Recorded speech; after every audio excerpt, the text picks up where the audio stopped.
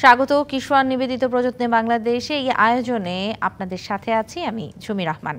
আজকের আলোচনার বিষয় সংকট মোকাবেলায় তারুণ্য। কিশোর নিবেদিত প্রযত্নে বাংলাদেশের এই আলোচনায় আমাদের সাথে আজ স্টুডিওতে উপস্থিত আছেন ডাকসুর সাবেক সমাজসেবা সম্পাদক আখতার হোসেন এবং বৈষম্য বিরোধী ছাত্র আন্দোলনের সমন্বয়ক নিশিতা জামান নেহা। দুজনকে স্বাগত জানাচ্ছি। শুরু করতে চাই দেশব্যাপী যেই বন্যা পরিস্থিতি সেটা নিয়ে আজকে আলোচনা করব। যেই সংকট আমরা পাচ্ছি বাংলাদেশে, বন্যা তো এই প্রতিনিয়ত হয়ে থাকে আমরা দেখি, তবে একটি আকস্মিক বন্যার ভয়াবহতা আমরা দেখছি সাম্প্রতিক সময়ে। যেই সংকট রয়েছে সেখানে বৈষম্য বিরোধী ছাত্র আন্দোলন তারা সাধারণ মানুষের কাছে ত্রাণ সহায়তা চেয়েছে এবং মানুষও কিন্তু তাদেরকে অনেক বেশি এগিয়ে এসেছে সহায়তা করতে। আমরা যেটি টিএসসিতে দেখেছি একদিনে প্রায় 1.5 কোটি টাকার মতো উঠেছে এবং মানুষ অন্যান্য জিনিস দিয়েও সাহায্য করছে। শুরুতে নেহা আপনার কাছে আসি, এই যে মানুষের যেই সাড়াটা আপনারা পাচ্ছেন, এই যে মানুষ আপনাদের উপরে আস্থা রেখেছে, সেটিকে আপনারা কিভাবে দেখছেন? শুরুতেই বলতে চাই, এই যে বাংলাদেশ আমরা দেখছি এটি কিন্তু আমরা আগে কখনো দেখিনি। এই বাংলাদেশ সম্প্রীতির বাংলাদেশ, এই বাংলাদেশের মানুষ কাঁধে কাঁধ মিলিয়ে চলতে জানে, একসাথে তাদের অধিকার আদায় করে নিতে জানে লড়াইয়ের মাধ্যমে।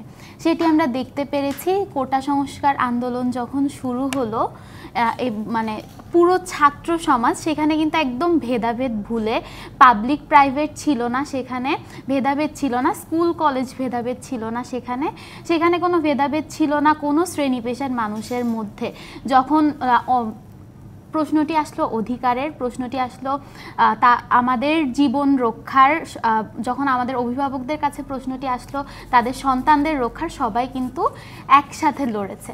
এবং তারই ধারাবাহিকতায় যখন দেখলাম আরও একটি সংকটের মুখোমুখি আমরা হলাম, এই যে বন্যা পরিস্থিতি, আকস্মিক বন্যা, সেই সময়টাই কিন্তু এই মানুষগুলো আবার একসাথে তারা কাজ করছে। আমি আজকে সারাদিন ছিলাম টিএসসিতে। আমি যখন ওখান থেকে বের হই, আজকে টিএসসির চিত্রটি যদি আপনি দেখেন বা গতকালের চিত্রটি, টিএসসির একদম বাইরের যে রাস্তা, প্রবেশ পথ, সেখান থেকে শুরু করে একদম ক্যাফেটেরিয়া বা হচ্ছে গেমস রুম, টিএসসির ওগুলো ছাপিয়ে গিয়ে এখন ত্রাণ সামগ্রী রাখা হচ্ছে বাইরের যে রাস্তাগুলো আছে সেখানে।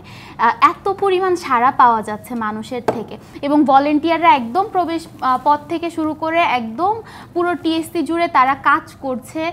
সেখানে শুধু যে ঢাকা বিশ্ববিদ্যালয়ের ছাত্ররা আছে এমন না, বাইরে থেকে অনেকে এসে কাজ করছে। এবং যারা এখানে সাহায্যের ত্রাণ সহায়তা বা যারা আর্থিক সহায়তা দিতে আসছে তারাও বলছে আমরা কিভাবে কাজ করতে পারি। মানুষের মধ্যে এই যে স্পিরিটটা, এটা কিন্তু আমরা আগে দেখিনি। এবং শুধু তাই না, যদি দেখা যায় কালকে থেকে শুরু করে কালকে একদিনে বা আজ সারাদিন এখান থেকে বিভিন্ন জায়গা থেকে মানুষ ছুটে আসছে শুধু সাহায্যের জন্য, বা মানে তারা যার যে সামর্থ্য আছে। অনেকে দেখেছি তারা এক ব্যাগ কাপড় নিয়ে এসেছে, অনেকে এসেছে তারা টাকা দিতে এসেছে, বা তারা বিভিন্ন ধরনের সহায়তা। এবং যারা এসে তারা জানে না তারা কি দেবে। আমি যখন বুথে বসেছিলাম অনেকে এসে শুনেছিল, আপু কোন জিনিসের কমতি আছে, আমরা কোনটা দিয়ে সাহায্য করতে পারি।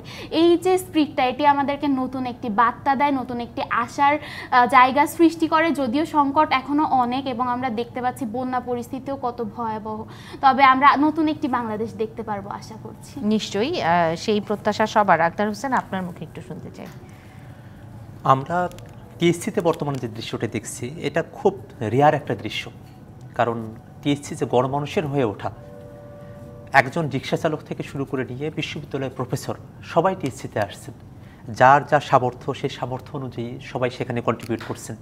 এবং সেখানে আপনি যদি দেখেন শিক্ষার্থীরা দল বেঁধে কাজ করছেন, সেখানে একটা সুশৃঙ্খল পরিবেশ তৈরি করেছেন, একটা চেইন তৈরি করেছেন। সে চেইনের মধ্য দিয়ে শিক্ষার্থীরা নারী বা পুরুষ সেই ভেদাভেদ ভুলে গিয়ে সকলে হাতে করে বা কেউ বা মাথায় করে যে ত্রাণ সামগ্রী এসেছে সেগুলোকে তারা রিসিভ করছেন। শুধু কি তাই, তারা হিসাব রাখছেন যথোপযুক্ত, যা হিসাব রাখা প্রয়োজন।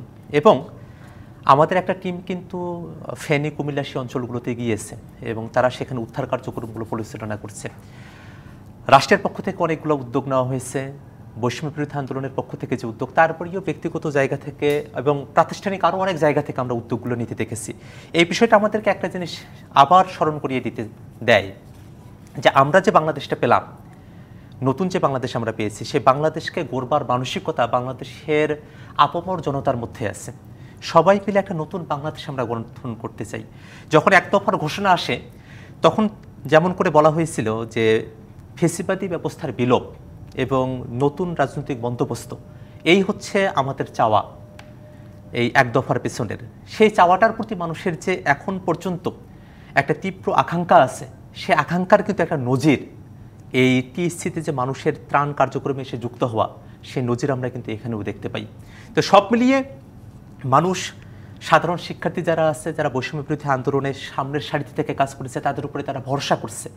কারণ আমরা দীর্ঘ সময় ধরে দেখেছি এখানে প্রথাগতভাবে অপরাপর যে ছাত্র সংগঠনগুলো ছিল তাদের উপরে মানুষ ওইভাবে তখন ভরসা করতে পারেনি। এখানে ছাত্রলীগ যে দুর্বৃত্তায়ন তৈরি করেছিল, সেই দুর্বৃত্তায়নের মধ্যে মানুষ ক্যাম্পাসে আসতেই ভয় পেত।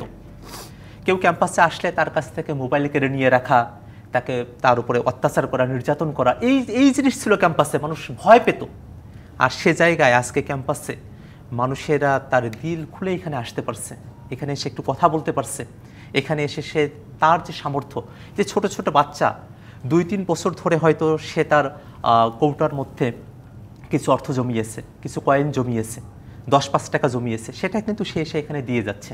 তার মধ্যেও একটা স্বপ্ন যে সে সামনের যে বাংলাদেশ, সেই বাংলাদেশটাতে সে সুন্দর করে বাঁচতে চায়। কেমনে? একা না, কিন্তু এই সুন্দর করে বাঁচতে চাওয়াটা ব্যক্তিকেন্দ্রিক না, এটা হচ্ছে একটা সামষ্টিক, একটা সামগ্রিক প্রক্রিয়া, যা আমরা সকলে মিলে ভালো থাকবো এবং সকলের পাশে দাঁড়াবো। এই হচ্ছে এখানকার বর্তমান চিত্র। জি, যেটি আপনি বলছিলেন যে ছোট বাচ্চাও যেমন আসছে, তেমনি মধ্য বয়স যাদের অথবা যারা অনেক সিনিয়র সিটিজেন আমরা বলি, তারা সবাই কিন্তু আপনাদের দিকে এগিয়ে আসছে।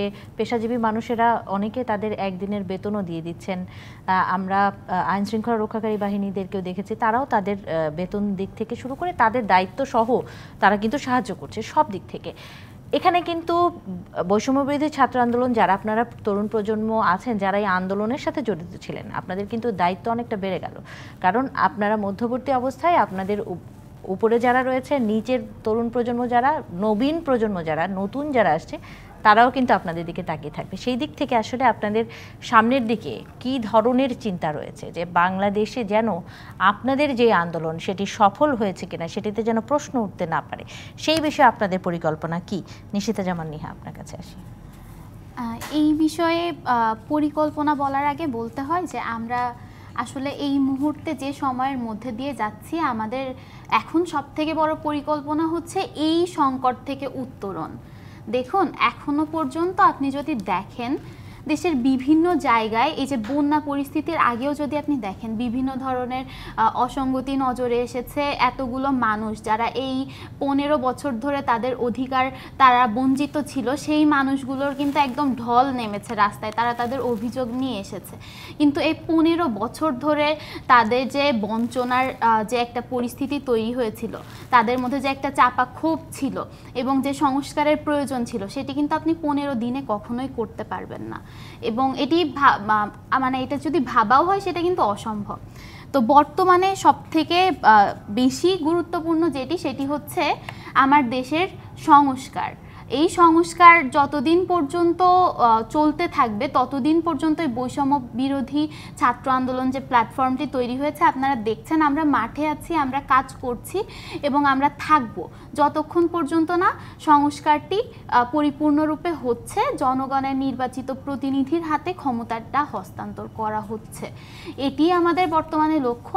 এবং এর বাইরে গিয়ে কোনো ধরনের ভেদাভেদ তৈরি করা বা কোনো ধরনের এমন কিছু আমরা করতে চাই না যেটি আসলে এই জিনিসগুলোর পথে আমাদের জন্য বাধা হয়ে দাঁড়ায়। নিশ্চয়ই। আক্তার হোসেন, আপনার কাছে একটু জানবো যে তরুণ প্রজন্ম, এই যে দুর্যোগপূর্ণ সময়ে আমরা পার করছি, এই সংকট মোকাবেলায় তরুণ প্রজন্ম আসলে নিজ নিজ জায়গা থেকে কি কি করতে পারে? এই সময়টাতে তরুণ প্রজন্ম যা করছে, এখন তারা ভলান্টারি কাজগুলো করছে, তারা যা করছে ত্রাণ কালেকশন করছে, ত্রাণগুলো বিতরণ করছে, সচেতনতার কাজগুলো করছে। এটা এক ধরনের একটা কাজ। কিন্তু আপনার আগের যে প্রশ্ন, সে প্রশ্ন আমি একটু ফিরতে চাই সেটা হলো যে এই যে কাজটা এটা কিন্তু স্বতঃস্ফূর্তভাবে করা। শিক্ষার্থীরা কিন্তু সবসময় মাঠে এইভাবে হাজির থাকতে পারবে না, এটা বাস্তবসম্মত নয়।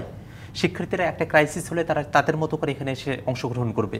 কিন্তু আমাদের কথা হলো যে রাষ্ট্রের যে প্রতিষ্ঠানগুলো আছে সেই প্রতিষ্ঠানগুলোকে এমনভাবে শক্তিশালী হতে হবে যেন সে প্রতিষ্ঠানগুলো স্বনির্ভর থেকে যে কোনো দুর্যোগে মোকাবেলা করতে পারে। আমরা এর আগের একটা সময় আমরা দেখলাম যে বঙ্গবাজারে যখন আগুন লাগে তার অপোজিটেই হচ্ছে ফায়ার সার্ভিসের হেডকোয়ার্টার, কিন্তু এই এতটুকু রাস্তার অপোজিটেই যে জিনিসটা সেখানে গিয়ে কিন্তু আগুন নেভানো সম্ভব হলো না। কারণ কি, আমাদের প্রতিষ্ঠানগুলোকে একেবারে পঙ্গু করে দেওয়া হয়েছে। আমরা এখানে যারা তরুণরা আছি, আমরা যে নতুন বাংলাদেশ নির্মাণের কথা বলতেছি, সেই জায়গায় আমরা চাই যে প্রতিষ্ঠানগুলো যেন শক্তিশালী হয়। তরুণরা এই সময়টাতে যে কাজগুলো করছে সে কাজের থেকেও গুরুত্বপূর্ণ হচ্ছে তরুণদেরকে মাঠে হাজির থাকা, এই জন্যে যে আমাদের প্রতিষ্ঠানগুলোকে আমরা শতভাগ শক্তিশালী করিয়ে নিয়ে আসবো, শতভাগ ফেসিবাদের যে কাঠামো ছিল সেই কাঠামো থেকে আমরা মুক্ত করে নিয়ে আসবো, যাতে করে আমাদের প্রতিষ্ঠানগুলো জনগণের সেবায় শতভাগ তারা কাজগুলো করতে পারে। নতুবা তরুণদেরকে যদি বারবার এই উদ্যোগগুলো নিতে হয় তাহলে কিন্তু তরুণরা তাদের যে সম্ভাবনার জায়গাটি আছে সেই সম্ভাবনার জায়গা কিন্তু তরুণদের ক্ষেত্রে বিকশিত হবার সম্ভাবনাটা নষ্ট হয়ে আসবে। এবং একই সাথে আমরা যে রাষ্ট্রটি গঠন করতে চাই, রাষ্ট্র হিসেবে এটা গঠিত হবে না, একটা ফেলিওর একটা রাষ্ট্রের দিকে আমাদেরকে পর্যবেসিত হতে হবে। জি, আপনি বলছিলেন যে তরুণদের বিকশিত হতে দেয়া এবং তাদের মূল কার্যক্রম যেটা শিক্ষার্থীদের শিক্ষা কার্যক্রম চালিয়ে যাওয়া এবং তাদের ভবিষ্যৎ নির্মাণেও তাদেরকে নজর দিতে হবে। তবে বর্তমান সময়টিতে আমরা যেটি দেখছি যে বিভিন্ন রকমের ধাপান্তরের মধ্য দিয়ে নতুন একটি বাংলাদেশ সংস্কারের কাজ, যেটি নেহা বলছিল, সেই জায়গাটিতে আসলে লেখাপড়ার পাশাপাশিও শিক্ষার্থীরা এই দিকে থাকবে কিনা এবং এই যে সংস্কারের আন্দোলনে চলবে, বিভিন্ন সময় আমরা দেখছি যে কোনো একটি সংকট হলে স্বাস্থ্যসেবা ঠিকমতো আছে কিনা, এই সব কিছুতেই কিন্তু ছাত্ররা শিক্ষার্থীরা এগিয়ে আসছে এবং তারা তাদের বার্তাটি দিয়ে যাচ্ছে যে তারা এটি পরবর্তীতেও পর্যবেক্ষণ করবে। আসলে এই জায়গা থেকে আস্থার জায়গা ফিরে পাবেন, এই রকম মানুষ আপনারা পাবেন আশাবাদী কিনা, এবং সেটির জন্য আসলে এখন যারা সরকারে রয়েছে তাদের উপরে আপনারা কতটুকু আস্থা রাখছেন? আমরা নিশ্চয়ই আশাবাদী, কারণ আমাদের মধ্যে ওই আশাটি ছিল, আমরা ওই স্বপ্ন দেখেছিলাম জন্যই রাস্তায় আমরা ঝাঁপিয়ে পড়েছি এবং জীবন বাজি রেখে এই প্রজন্ম বলেন, শুধু এই প্রজন্ম না, আসলে আমাদের আগের প্রজন্ম বা আমাদের থেকে আমাদের পরবর্তী প্রজন্ম যারা আসছে বা এখন যারা বয়সে অনেক ছোট, তারাও কিন্তু দেখবেন এই আন্দোলনে তারাও ভূমিকা রেখেছে বিভিন্নভাবে। ছোট ছোট বাচ্চা, তারা গানের মধ্যে দিয়ে হোক বা তারা হচ্ছে, আপনি বিভিন্ন যদি তাদের ইন্টারভিউগুলো দেখেন, তারা রাস্তায় এসেছে, তারা বলছে যে আমার ভাই বোনেরা রাস্তায় যখন প্রাণ দিচ্ছে আমি কেন ঘরে থাকবো। তো এটি তারা করেছে। তো আশা তো আমাদের মধ্যে নিশ্চয়ই আছে যে আমরা এই সংস্কারটি করতে পারবো। এই রাস্তাটা আসলে এতটা সহজ হবে না, তবে আমরা ভরসা রাখছি এই অন্তর্বর্তীকালীন সরকারের ওপর।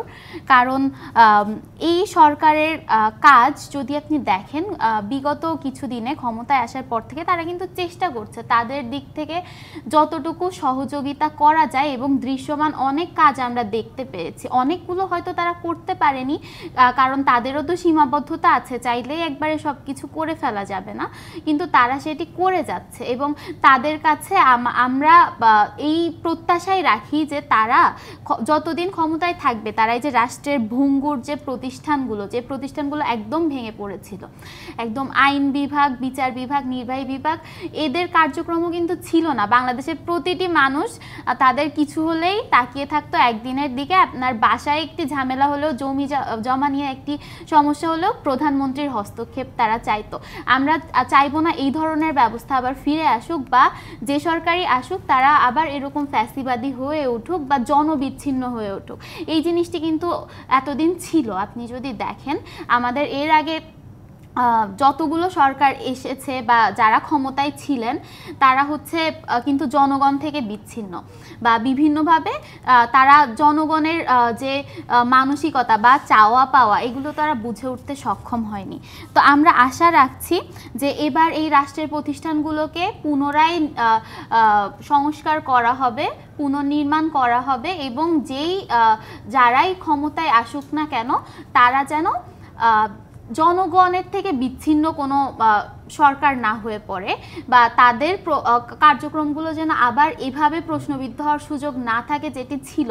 প্রশ্নবিদ্ধ করার সুযোগ আসলে ছিল না। আপনি যদি দেখেন আওয়ামী লীগ সরকারের সময় আপনি কোনো প্রশ্ন উত্থাপন আসলে করতে পারতেন না। আপনি যদি কোনো লেখালেখি করতেন, প্রশ্ন উত্থাপন করতেন, আপনাকে যেতে হতো আয়না ঘরে বা আপনার আমি যদি একদম আমার ইউনিভার্সিটির এক্সপিরিয়েন্সের কথা বলি, আমার আশেপাশে এরকম অনেকবার হয়েছে একটা ফেসবুক স্ট্যাটাস দেওয়ার কারণে তাদেরকে হুমকি শুনতে হয়েছে ছাত্রলীগের থেকে, এটি কেন দিলাম। তো সেই জায়গাটাও ছিল না। আমরা চাইবো না সেগুলো ফিরে আসুক, আমরা নিশ্চয়ই এখান থেকে উত্তরণ করতে পারবো, আমরা আশা রাখছি। জি, নিশ্চয়ই আলোচনা চলবে। একটি বিরতির সময় হয়েছে, বিরতি নিয়ে ফিরছি। দর্শক, কিশোর নিবেদিত প্রযত্নে বাংলাদেশে একটি বিরতি নিচ্ছি, সঙ্গেই থাকুন। আমন্ত্রণ আরও একবার কিশোর নিবেদিত প্রযত্নে বাংলাদেশ আয়োজনে আমাদের আজকের আলোচনার বিষয় সংকট মোকাবেলায় তারুণ্য। আমাদের সাথে আলোচনায় স্টুডিওতে উপস্থিত আছেন ডাকসুর সাবেক সমাজসেবা সম্পাদক আক্তার হোসেন এবং বৈষম্য বিরোধী ছাত্র আন্দোলনের সমন্বয়ক নিশিতা জামান নেহা। দুজনকে আরও একবার স্বাগত জানাচ্ছি। আলোচনা করতে চাই যে দুর্যোগের সময় যাচ্ছে, আমরা তরুণ প্রজন্ম, শিক্ষার্থী, সাধারণ মানুষ সবাইকে দেখছি যে এগিয়ে আসছে, যেটা নিয়ে কথা বলছিলাম। বিভিন্ন রাজনৈতিক দলগুলোও কিন্তু তাদের নেতাকর্মীদেরকে বলেছেন দুর্যোগে মানুষের পাশে দাঁড়াতে। আসলে রাজনৈতিক দলের যে ভূমিকা প্রায়োগিকভাবে আসলে কেমন দেখছেন আপনি? আক্তার হোসেন, আপনার কাছে আসি। বাংলাদেশে একটা দারুণ সংকটের মধ্য দিয়ে যাচ্ছে। একই তো একটা রাজনীতি শূন্য অবস্থার মধ্য দিয়ে আমাদেরকে দীর্ঘ সময় যেতে হয়েছে। বাংলাদেশের কোনো বিরোধী রাজনৈতিক সংগঠন গত 16টা বছর ধরে এখানে তাদের স্বভাবসুলভ যে রাজনৈতিক কার্যক্রম সেগুলো তারা পরিচালনা করতে পারে নাই। তারপরে এখানে গণঅভ্যুত্থান ঘটে যাওয়ার পরে একটা দীর্ঘ সময় চলে যাচ্ছে, কিন্তু এই সময়টাতে আমরা দেখলাম যে অন্তর্বর্তীকালীন সরকার গঠিত হয়েছে এবং সেই সময়টাতে রাজনৈতিক যে সংগঠনগুলো আছে সবাই একটা কমন জায়গায় আছে, সেটা হলো যে ফেসিবাদ যেন এখানে আর ফিরে না আসে, এখানে যেন প্রতি বিপ্লব বা পাল্টা এখানে গণঅভ্যুত্থানের যে চিন্তাধারাগুলো ছিল বিভিন্ন সময়কে কেন্দ্র করে সেগুলো যেন এখানে না আসে। অর্থাৎ এখানে যারা গণহত্যা চালিয়েছে তারা যেন ক্ষমতায় ফিরে না আসে, সেই রাজনীতির জায়গাটাতে যেমন সবাই একটা ঐক্যমতের জায়গায় আছেন, সে জায়গায় আমরা দেখছি যে রাজনৈতিক সংগঠনগুলো হালের যে সংকট আমাদের দক্ষিণ পূর্বাঞ্চলে ফেনী, কুমিল্লা, নোয়াখালী, লক্ষ্মীপুর, খাগড়াছড়িতে যে বন্যা হচ্ছে সেই জায়গায় মানুষের পাশে তারা দাঁড়ানোর কথা বলেছেন। আমরা দেখি যে ছোট ছোট কিছু উদ্যোগ আমরা তাদের পক্ষ থেকে দেখেছি, এখন পর্যন্ত খুব বড় যে উদ্যোগ সেটা আমাদের চোখে এখন পর্যন্ত পড়ে নেই। তবে আমরা তাদের কাছে এটা আমরা আশাবাদ রাখতে চাই, কারণ রাজনৈতিক সংগঠনগুলো যেমন রাজনীতি করবে, তাদের রাজনীতির মূল ভিত্তিটাই হচ্ছে মানুষের জন্য কিছু করা, দেশের জন্য কিছু করা। এখন দেশের যে সংকট আছে সেই সংকটের সময়টাতে তারা যেভাবে তাদের কেন্দ্রীয় পর্যায় থেকে ঘোষণা আসছে সেই ঘোষণাগুলো যেন বাস্তবায়ন হয় এখানে। কারণ হলো বাংলাদেশের দীর্ঘ সময়ের যে রাজনীতি, এই রাজনীতিতে আমরা দেখেছি যে দলের সেন্ট্রাল থেকে যদি একটা বাজেট নির্ধারণ করা হয় তো সেই বাজেটটা একেবারে শেষ মুহূর্ত পর্যন্ত যার পাওয়ার কথা তিনি হয়তো পান না। দেখা যায় যে ওয়ার্ড পর্যায়ের কোনো নেতা, তিনি হয়তো সভাপতি বা সেক্রেটারি আছেন, তিনি পুরোটা নিজের কাছে রেখে দেন, বা তার আত্মীয় স্বজন যারা আছেন তার কাছে পর্যন্তই জিনিসটা থেকে যায়, এর বাইরে যারা আসলে ভুক্তভোগী তাদের কাছে জিনিসটা গিয়ে পৌঁছায় না। এই জায়গাটাতে রাজনৈতিক দলগুলো তাদের ভিতরে স্বচ্ছতার জায়গাটা কীভাবে নিশ্চিত করতে পারে সে ব্যাপারে রাজনৈতিক দলগুলোকে ভূমিকা নিতে হবে। আরও একটা ব্যাপার, সারা দেশে বিভিন্ন জায়গায় আমরা দেখেছি এর আগের সময়গুলোতে যে অনেকে চাঁদাবাজির মতো ঘটনাগুলোর সাথে যুক্ত ছিলেন এবং তারা কিন্তু রাজনৈতিক প্রভাব বলয়ের মধ্য থেকেই এই চাঁদাবাজিটা করেন।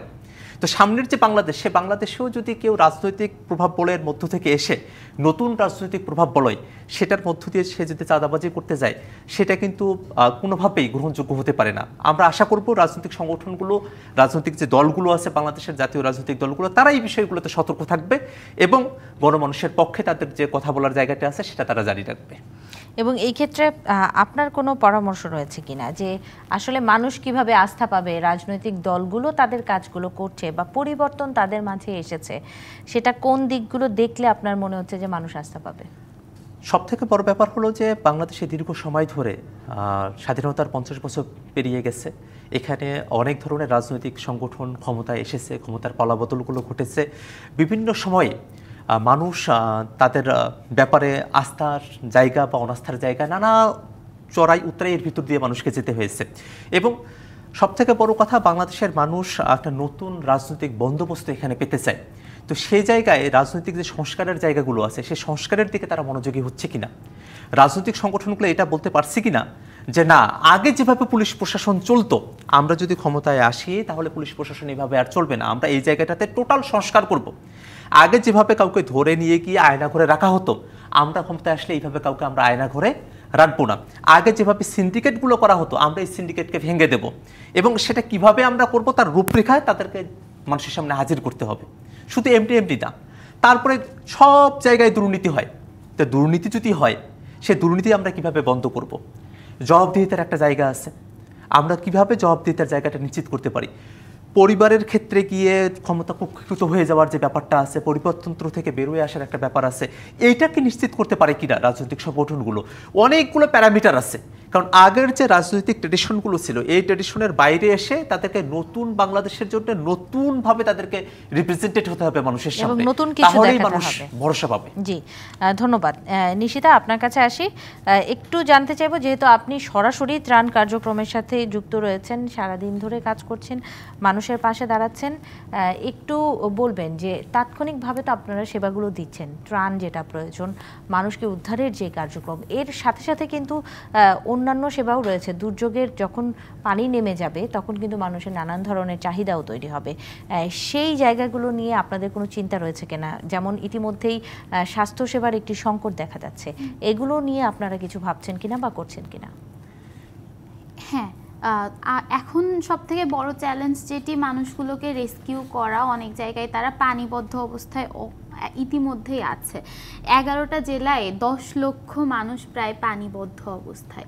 তো প্রাথমিকভাবে তো তাদেরকে উদ্ধার করা, উদ্ধার কার্য পরিচালনা করা, এবং তাদের হচ্ছে বেসিক যে নিডগুলো আছে খাদ্য থেকে শুরু করে, এবং প্রাথমিকভাবে আমরা যে ত্রাণ নিয়ে যাচ্ছি সেই ত্রাণের মধ্যে কিন্তু শুধু খাবার না, সেখানে থাকছে খাবার থেকে শুরু করে প্রাথমিক যে মেডিসিনগুলো সেগুলো আমরা থাকছে, প্রতিটি প্যাকেটে আমরা সেটি দিচ্ছি, মোমবাতি, লাইটার থেকে শুরু করে স্যানিটারি ন্যাপকিন। সো এই জিনিসগুলোকে আমরা দেওয়ার চেষ্টা করছি একদম প্রাথমিকভাবে, পানি বিশুদ্ধিকরণ যে ট্যাবলেট, এগুলো। এরপরে গিয়ে এই জায়গা থেকে যখন উত্তরণ হবে তখন আসলে আরও কিছু চ্যালেঞ্জ থাকে, পুনর্বাসনের যে ব্যাপারটা। তো সেক্ষেত্রেও আমরা ভাবছি, সেটা আমরা ভেবেছি, আমরা হয়তো সেই জায়গায় বিভিন্ন ধরনের উদ্যোগ নিব। আপনারা জানেন যে এর মধ্যে আমরা যে ফান্ড কালেক্ট করছি, যেটা ফান্ড রাইজিং কর্মসূচি আমাদের যেটা আছে, সেখানে কিন্তু মানুষের ব্যাপক সাড়া পাওয়া যাচ্ছে। তো সেগুলোকে নিয়ে, সেগুলো আমরা কিভাবে কাজে লাগাতে পারি পুনর্বাসনের জন্য, কালকে প্রায় 1,24,00,000 সামথিং আমাদের সারাদিনের নগদ অর্থ যে আমরা ফান্ড রেইজ করেছিলাম সেখান থেকে পাওয়া গিয়েছে। তো এই জিনিসগুলোকে কিভাবে কাজে লাগানো যায়, সেক্ষেত্রে অবশ্যই স্বাস্থ্য যে ব্যাপারটা সেটি আমাদের মাথায় আছে প্রাথমিকভাবে, এবং এর সাথে সাথে আরও যে ব্যাপারগুলো আছে, ও যে মানুষগুলো সব হারিয়েছে, গবাদি পশু হারিয়েছে, বা তার যে ফসল ছিল সেগুলো সে হারিয়েছে, তার ঘরবাড়ি হারিয়েছে, সেই জায়গাগুলো নিয়ে সরকার নিশ্চয়ই ভাবছে। এর বাইরেও আমরা আমাদের জায়গা থেকে যেটি করতে পারি সেটি আমরা অব্যাহত রাখবো, আমরা যতদিন অবধি সেটি চালিয়ে যেতে পারি। এবং এই সংকটকে নিয়ে কিন্তু আমাদের নানাবিধ পরিকল্পনা আছে, যেরকম আমরা শুধু যদি বলি শুকনো খাবার নিয়ে যাওয়া বা এগুলো পৌঁছে দেওয়া, সেখানেই কিন্তু সীমাবদ্ধ থাকছি না। আমরা ইতিমধ্যে আমাদের একটি পরিকল্পনা আছে যে কাল থেকে যে জায়গাগুলোতে আমরা যাব উদ্ধার কার্য পরিচালনার জন্য, সেখানে আমাদের টিম গিয়ে গণ রান্না কর্মসূচি, তাদের জন্য বিভিন্ন ধরনের চাল ডাল মিলিয়ে যেটি রান্না করা যাক না কেন, সেটি যতটুকুই হোক, যত সামান্যই হোক, আমরা এটি করব, তাদেরকে সেটি দিব। এবং এরপর লং টার্মে কি করা যায় সেটি নিয়েও আমরা বর্তমানে ভাবছি। জি, ধন্যবাদ। আরেকটি বিরতি নিয়ে আসি, আপনাদের সাথে আলোচনা হবে। দর্শক, কিশোর নিবেদিত প্রযত্নে বাংলাদেশ আয়োজনে আরেকটি বিরতি নিচ্ছি, ফিরছি কিছুক্ষণ পর। আমন্ত্রণ আরও একবার কিশোর নিবেদিত প্রযত্নে বাংলাদেশ আয়োজনে। আমাদের আজকের আলোচনার বিষয় সংকট মোকাবেলায় তারুণ্য, এবং এই আলোচনায় আমাদের সাথে স্টুডিওতে উপস্থিত রয়েছেন ডাকসুর সাবেক সমাজ সেবা সম্পাদক আক্তার হোসেন এবং বৈষম্য বিরোধী ছাত্র আন্দোলনের সমন্বয়ক নিশিতা জামান নিহা। দুজনকে আরও একবার স্বাগত। আমরা বন্যা পরিস্থিতি নিয়ে আলোচনা করছি, যে দেশের সংকটময় সময়ে এবং সময়গুলোতে যদি বলি, সাম্প্রতিক সময়ে আমরা আপনাদের অন্যান্য কার্যক্রমও দেখেছি, আন্দোলন পরবর্তীতে যেই ট্রাফিক নিয়ন্ত্রণ থেকে শুরু করে এই যে সংকটগুলো যখনই তৈরি হয় তরুণ প্রজন্ম এগিয়ে আসে এবং এগুলো নিয়ে আপনাদের ভাবনা কি? নিহা, আপনার কাছে শুনবো যে বন্যা পরবর্তী ক্ষয়ক্ষতির একটা বিষয় থাকে, যেই মানুষগুলো আজকে বন্যা কবলিত তাদের এখন প্রাণের ভয়, স্বাস্থ্যের ভয় আছে, প্রাণের ভয়টা সবচেয়ে বেশি, তারপর কিন্তু তাদের জীবিকার ভয় চলে আসবে এবং ঘর থেকে শুরু করে তারা সব কিছু হারিয়েছে। এই যে মানুষগুলো সব কিছু হারিয়েছে তাদের জন্য তরুণ প্রজন্ম কিছু করতে পারে কিনা, এসব নিয়ে কি আপনারা ভেবেছেন? আচ্ছা, আমরা এখন পর্যন্ত এই পরিস্থিতিতে আমরা যেটি নিয়ে আগাচ্ছি এখন সবথেকে আমাদের জন্য সংকট যেটি মানে গুরুত্বপূর্ণ আমাদের কাছে যেটি মনে হচ্ছে সেটি হচ্ছে যে এই মানুষগুলোকে রক্ষা করা। তো সেই জায়গায় পুরো দেশের মানুষ আপনি দেখবেন তারা কিন্তু এগিয়ে এসেছে, তারা যেভাবে পারে সেটি করছে। এর জন্য মানুষ আসলে বৈষম্য বিরোধী ছাত্র আন্দোলনের যে প্ল্যাটফর্ম আছে সেটির উপর তারা আস্থা রেখেছে জন্যই তারা এভাবে রেসপন্সটি করছে। তো সেই জায়গা থেকে আমরা বর্তমানে যেটি ভাবছি এই মানুষগুলোর স্বাস্থ্যসেবা কিভাবে নিশ্চিত করা যায়, তাদের খাবারের চাহিদা কিভাবে মেটানো যায়, তাদেরকে কিভাবে উদ্ধার করা যায় এবং এর পরবর্তীতে যেটি আসে, আপনি যেটি প্রশ্নটি রেখেছেন সেটি হচ্ছে যে দীর্ঘমেয়াদী ক্ষয়ক্ষতিতে তাদের আরও অনেক কিছু আসলে জড়িত থাকে, তাদের স্বাভাবিক জীবনে ফেরার যে একটি ব্যাপার সেখানে আসলে আমরা তাদের জন্য যতটুকু করতে পারি আমাদের সামর্থ্যের মধ্যে থেকে। এবং আপনি জানেন যে বৈষম্য বিরোধী ছাত্র আন্দোলনের প্ল্যাটফর্ম যে শুধু ঢাকা কেন্দ্রিক এটি কিন্তু না, পুরো বাংলাদেশে আমাদের টিম হয়েছিল বিভিন্ন জায়গায়। তো আমরা প্রয়োজনে এই মানুষগুলোর পুনর্বাসনের জন্য যদি প্রয়োজন হয় আমরা আবার একসাথে কাজ করব এবং বিভিন্ন জেলায় যে আমাদের সমন্বয়করা ছিলেন বা যারা কাজ করেছেন তারা প্রয়োজনে আবার একসাথে কাজ করবে, একসাথে মিলে আমরা এটিকে আবার পূর্বের অবস্থায় নিয়ে যাওয়ার চেষ্টা করব। তবে এখানে কথা যেটি হচ্ছে যে আমরা তো সাধারণ ছাত্রছাত্রী বা সাধারণ মানুষ, এখানে আসলে আমরা চাইলে সব কিছু করে উঠতে পারবো না, এখানে আমাদের অনেক সীমাবদ্ধতা আছে এবং এই কাজগুলো পুনর্বাসনের যে ব্যাপারটি আপনি বললেন সেটি কিন্তু সেই দায়িত্বটা মূলত যায় সরকারের ওপর বা সরকারের বাইরে হচ্ছে রাজনৈতিক দলগুলো। তো তারা সেখানে কি ভূমিকা রাখছে সেটিও আসলে দেখার বিষয়, তবে আমরা আমাদের জায়গা থেকে যতটুকু পারি আমরা নিশ্চয়ই করব। জি, ধন্যবাদ আপনাকে। আক্তার হোসেন, একটু আপনার কাছে আসি। আপনি রাজনৈতিক দলগুলোর নানামুখী সংস্কারের কথা বলছিলেন যে তাদের বর্তমান যে কর্মকাণ্ডগুলো আছে সেটি থেকে নির্ধারিত হবে যে সামনের দিনে তারা নিজেকে কোথায় দেখতে চায়, সেখানে আসলে আপনাদের প্রত্যাশাটা কি থাকবে? আমরা ধরেন এখন একটা বন্যা পরিস্থিতি চলছে, একটা বন্যার পেছনে অনেকগুলো বিষয় কিন্তু দায়ী হয়। ধরেন যে আমাদের যে নদীগুলো আছে সে নদীগুলোর নাব্যতা আছে কিনা, রাজনৈতিক দলগুলো কিন্তু এই জায়গাটা নিয়ে তাদের কাজ থাকা দরকার।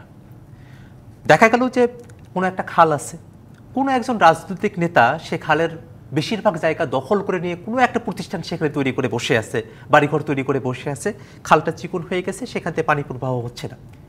কোথাও একটা ব্রিজ যেটা হয়তো 40 ফিট দীর্ঘ হতে পারতো, কিন্তু সেখানে কোনো এক দলের কোনো এক রাজনৈতিক নেতার প্রভাবের কারণে 40 ফিটের দীর্ঘ যে ব্রিজ হওয়ার কথা সেটা 15 ফিট হয়ে গেছে, পানি নিষ্কাশন সেখান দিয়ে হচ্ছে না।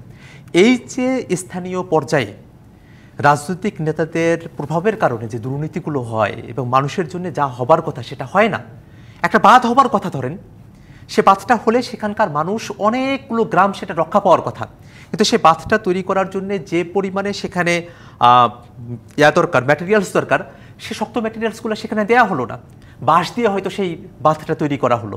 এরকম ধরনের যে বিষয়গুলো আছে সেটা যেন কোনো রাজনৈতিক দলের কোনো নেতা, স্থানীয় নেতা এটা করতে না পারে। এই ব্যাপারে রাজনৈতিক দলের যে হেড কমান্ড যারা থাকেন তাদেরকে কিন্তু সেন্টার কমান্ড থেকে এখানে সত্যরূপ ভূমিকা রাখতে হবে এবং কেউ যেন এটা করে পার না পায় সেটা তাদেরকে নিশ্চিত করতে হবে। এটা বলছে এই বন্যার ক্ষেত্রে। এবং সামগ্রিকভাবে সামনের দেশটাকে কোথায় দেখতে চায় রাজনৈতিক দলগুলো সেটা নিয়ে ক্লিয়ার ভিশন মানুষের সামনে উপস্থাপন করতে হবে। তারা কি আগের যে ফরম্যাট ছিল, দুর্নীতিপরায়ণ যে ফরম্যাট, জবাবদিহিতাহীনতার বাইরে যে ফরম্যাট, সে ফরম্যাটেই কি রাজনীতিকে দেখতে চায়?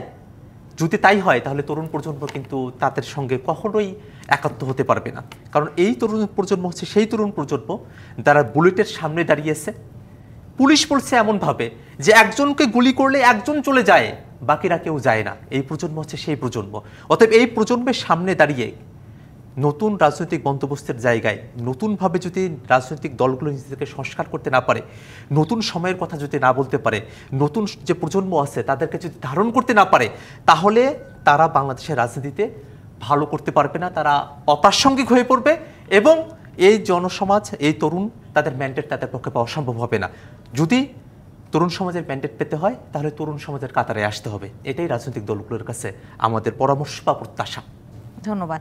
আমি একটু নিহার কাছে আসি। নিহা, একজন নারী প্রতিনিধি হিসেবেই আপনার কাছে জানতে চাইবো যে বৈষম্যহীনতার কথা বলেছেন আন্দোলনে, নারীরাই বলেছে যে নারীদেরই কোটার প্রয়োজন নেই কারণ আমরা এগিয়ে আসছি। সেই জায়গা থেকে আপনি একটু বলুন যে আপনাদের যে আন্দোলন রয়েছে সেখানে নারীদের অংশগ্রহণ কেমন দেখছেন এবং নারীদের জন্য সুন্দর বাংলাদেশ সেটি বজায় থাকবে, সেখানে আপনার প্রত্যাশাটা কি? এই আন্দোলন আসলে আমাদেরকে দেখিয়ে গিয়েছে যে নারীরা কিন্তু এখন আর তারা বিভিন্ন ক্ষেত্রে যদি কিছুটা পিছিয়ে পড়াও হয়, তারা কিন্তু এখন কাঁধে কাঁধ মিলিয়ে, তালে তাল মিলিয়ে তারা এগিয়ে আসতে জানে। তারা জানে তাদের অধিকার কিভাবে আদায় করে নিতে হয়। তারা নিজেদেরকে কিন্তু এই যে কোটা, তারা দেখিয়েছে তারা কতটা সচেতন। কোটার মতো একটা বিষয় নিয়ে তারা আসলে বৈষম্যটি তারা চায়নি, তারা চেয়েছে নিজের যোগ্যতা দিয়ে সামনে এগিয়ে যেতে। এবং এক্ষেত্রে আপনি যদি খেয়াল করেন, নারী শিক্ষার্থী বা এখানে হচ্ছে নারী প্রতিনিধি যারা ছিলেন তাদের অংশগ্রহণ আসলে আন্দোলনটিকে কোথায় রূপ দিয়েছে, কোথায় নিয়ে গিয়েছে। আন্দোলনের সম্মুখ সারিতে নারীরা অবস্থান করেছে। আমরা দেখেছি 14ই আগস্ট যখন আমাদেরকে রাজাকারের নাতিপুতি বলে গালি দেওয়া হলো, সেই রাতে হল ভেঙে, হলের তালা ভেঙে মেয়েরা প্রথম বেরিয়ে আসলো। তারা ক্যাম্পাসে স্লোগান নিয়ে আসলো, হলপাড়ায় গেল, তারা তাদের ভাইদেরকে বের করে নিয়ে আসলো এবং সেখানে কি বিশাল জমায়েত হয়েছে আপনি সেটি দেখেছেন। তো আসলে এটি আসলে বার্তা দেয় যে নারীরা কিন্তু এখন আর ওই যে তারা জানে কিভাবে এগিয়ে যেতে হবে, তারা জানে তাদের কি করতে হবে। নিশ্চয়ই নিশ্চয়ই ধন্যবাদ জানাচ্ছি নিশিতা জামান, নিহা এবং আখতার হোসেন, আপনাদের দুজনকে আমাদের সময় দেওয়ার জন্য। শেষ করছি। ধন্যবাদ। শেষ করছি কিশোর নিবেদিত প্রযত্নে বাংলাদেশের আজকের আয়োজন। ডিবিসির সঙ্গেই থাকুন।